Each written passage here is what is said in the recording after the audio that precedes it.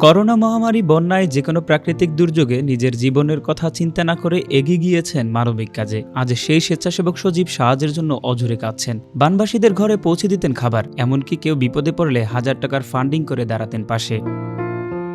গর্ভধারিণী মায়ের মরণব্যাধি colon cancer হওয়ায় নিজের অর্জিত অর্থ শেষ করে অন্যের কাছ থেকে ধার দেনা নিয়ে সুস্থ করে তুলতে গিয়ে আজ নিঃস্ব জীবন পার করছেন সজীব।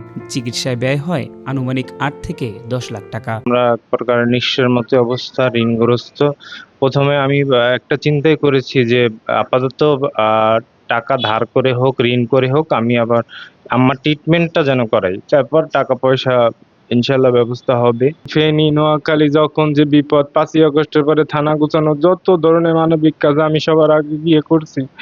এখন আমি একটা অসহায়, এটা আল্লাহর পরীক্ষা, আমি এজন্য হতাশ না।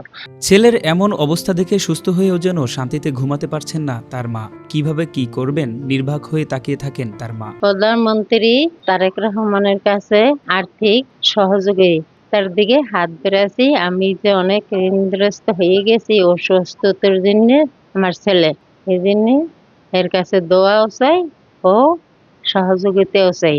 বিএনপির সক্রিয় কর্মী হওয়ায় বহু নির্যাতনের শিকার হতে হয়েছে সজীবের বাবাকে। তবে ক্রান্তি লগ্নে দলের সহযোগিতা চান সজীবের পরিবার। প্রধানমন্ত্রী শরণাপন্ন হতে বহুদিন ঘুরলেও মেলেনি সুযোগ। আমি দেশবাসী, প্রবাসী, সমাজের বিত্তবান মাননীয় প্রধানমন্ত্রী তারেক রহমানের দৃষ্টি আকর্ষণ করছি।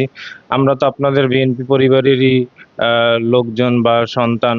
আমার মা আজকে অসুস্থ, আমি একটু আপনার দৃষ্টি আকর্ষণ করছি যেন আমরা এই ঋণগ্রস্ততা থেকে বের হতে পারি। আমার চিকিৎসাটা আলহামদুলিল্লাহ ভালো হয়েছে।